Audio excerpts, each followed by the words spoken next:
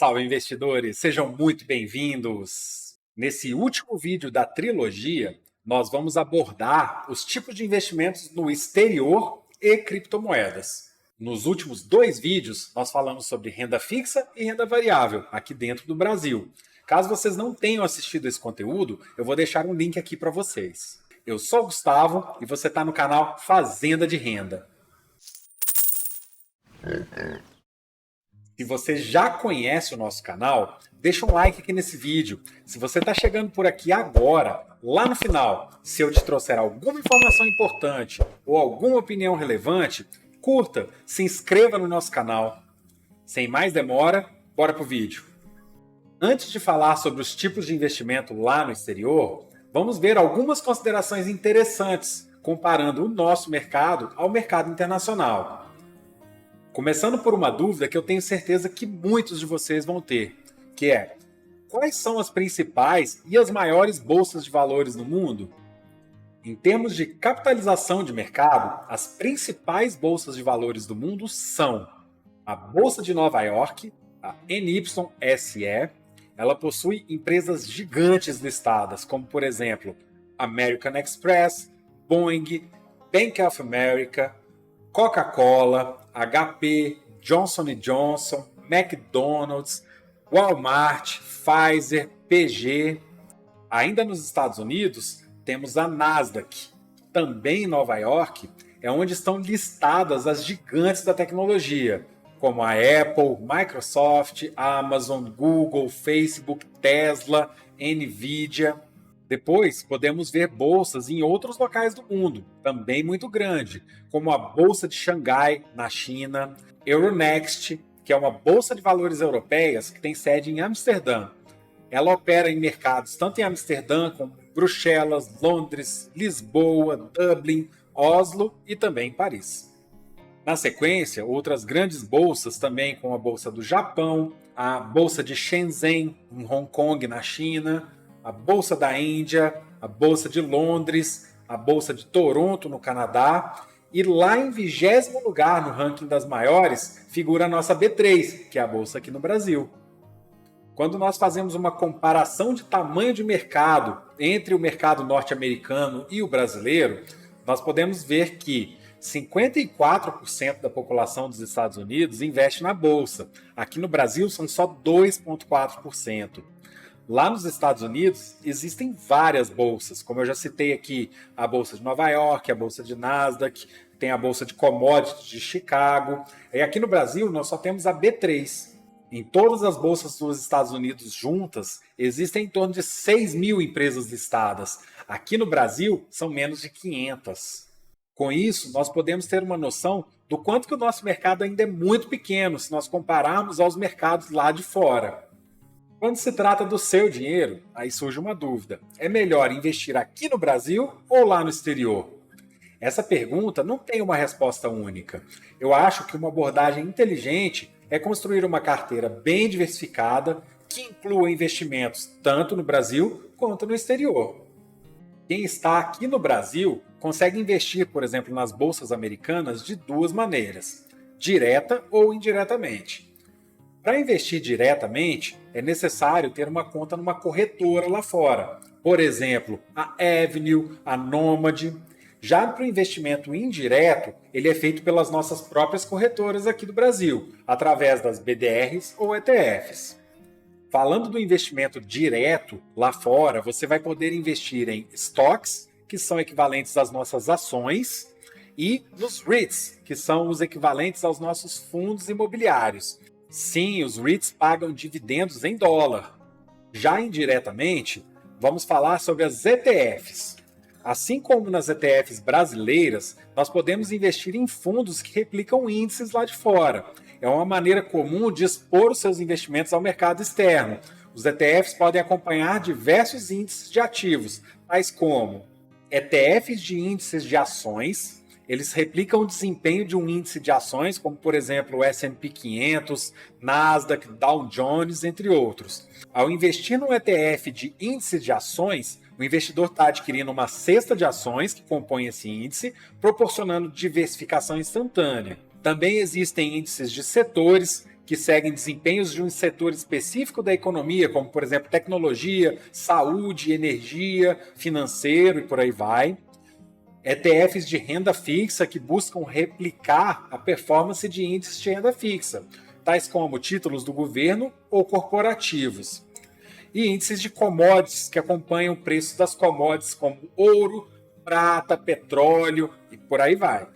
Como já falamos, a principal vantagem dos ETFs é justamente a diversificação automática que eles te proporcionam, porque os investidores podem adquirir uma variedade de ativos numa única negociação. Também indiretamente, é possível investir em BDRs. O funcionamento dos BDRs é regulamentado pela Comissão de Valores Mobiliários, a CVM, aqui no Brasil. Para emitir BDRs, uma instituição financeira autorizada atua como depositária. Ela adquire as ações estrangeiras lá no mercado internacional e emite títulos, que são os BDRs, aqui para o nosso mercado brasileiro. Os BDRs podem representar ações de empresas de diversos setores e diversos países, proporcionando aos seus investidores a possibilidade da diversificação internacional nas suas carteiras. Ao investir nas BDRs, os investidores estarão sujeitos aos riscos associados ao desempenho dessas ações das empresas estrangeiras, variações cambiais e riscos específicos do país da origem dessas empresas. Além do investimento nos mercados exteriores, nós podemos também considerar investir em criptomoedas como um investimento lá no exterior, mas não é necessariamente em algum mercado específico, pois são moedas descentralizadas e independentes de governos. Mas eu estou colocando aqui justamente por não ser um investimento nacional. Falando de criptomoedas, a gente não pode deixar de citar o Bitcoin, que é hoje a criptomoeda mais valiosa do nosso mercado. A história do Bitcoin é cheia de mistérios. Ela foi a primeira criptomoeda lançada há mais ou menos 15 anos atrás, em 31 de outubro de 2008. O Bitcoin é uma forma de dinheiro eletrônico ponto a ponto, que pode ser transferido sem o intermédio de instituições financeiras. Na prática, significa que dois indivíduos, mesmo morando em países totalmente diferentes, podem enviar Bitcoin um para o outro sem precisar de um banco ou de uma empresa de remessa internacional fazendo a intermediação dessa transação. As transações são confirmadas na blockchain, que é um banco de dados enorme que registra todas as negociações dos usuários.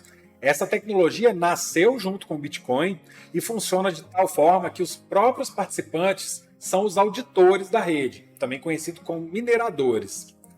A blockchain é muito segura. Todas as transações que entram nela são criptografadas. Além disso, as transações possuem referências à sua transação anterior, formando esse ciclo, essa corrente de transações. Dessa forma, caso alguma outra transação anterior seja alterada por meio de um hackeamento ou algum outro meio ilícito, todas as transações dali para frente passam a ser inválidas dentro da rede. O Bitcoin é digital, descentralizado e não é controlado por nenhum governo, empresa ou qualquer pessoa. Portanto, nenhuma casa de moeda precisa imprimi-lo, nenhum banco central tem o poder de controlar o seu preço. O seu valor depende principalmente da lei da oferta e da demanda. A valorização do Bitcoin segue o princípio da escassez, assim como vários outros ativos, tipo ouro. O Bitcoin possui uma oferta máxima de 21 milhões de unidades, das quais 90% já foram mineradas. Além disso, a quantidade de novas moedas que é inserida na economia sofre um corte a cada 4 anos, em um processo chamado halving. Inclusive, esse processo está para acontecer também agora em 2024, proporcionando uma tendência clara de aumento na cotação da moeda.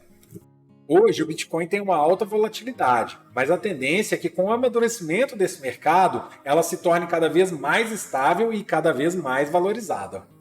Mas o mercado das criptos não vive só de Bitcoin. Nós podemos citar também a Ethereum, que é a segunda cripto mais valiosa. Assim como o Bitcoin, ele também trabalha sobre a base da blockchain e permite transferência de criptomoedas entre os indivíduos sem a necessidade de uma terceira parte envolvida, seja um banco ou uma empresa de remessa internacional, para garantir que essa transação seja efetivada.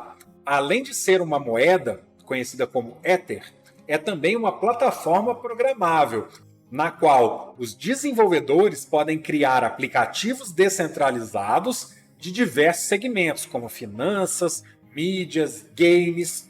Isso é possível porque a rede funciona por meio de contratos inteligentes, uma tecnologia que vem revolucionando esse mercado de desenvolvimento. O Ether não tem limite de emissão. Até o final de 2021, já haviam 118,8 milhões de Ether disponível no mercado. Portanto, diferente do Bitcoin, ele não é escasso. O que define o seu preço é justamente a necessidade da utilização da moeda dentro da sua própria plataforma, a Ethereum. Além de Bitcoin e Ether, existe uma infinidade de outras moedas, mas isso é um assunto para outros vídeos. Aqui nós não vamos ter tempo para entrar nos detalhes delas, mas fica um aviso: a maioria dessas moedas são criadas aleatoriamente, sem ter um real propósito por trás. Isso faz com que elas virem pó em muito pouco tempo. Então, se você quer investir em algumas dessas conhecidas altcoins, procure saber como é muito bem o propósito dela, estudem o projeto, para não correr o risco de investir em uma shitcoin e assim perder muito dinheiro. Bom, chegamos ao fim de mais um vídeo. Se eu conseguir te trazer alguma informação relevante, trouxe algum novo conhecimento ou te ajudei a sanar alguma dúvida, curta o nosso vídeo. Para ficar sempre ligado em vários conteúdos como esse, sempre relacionados ao mundo dos investimentos, se inscreva no nosso canal e ative o sininho para ser notificado sempre que publicarmos novos vídeos. Me digam aí nos comentários, vocês já investem no exterior? Vocês possuem investimentos em criptomoedas? Quais? Tem algum tipo de investimento que eu não citei aqui que vocês também acham importante? Eu me despeço de vocês por aqui. Muito obrigado pela audiência. Um abraço a todos. Cultivem riquezas.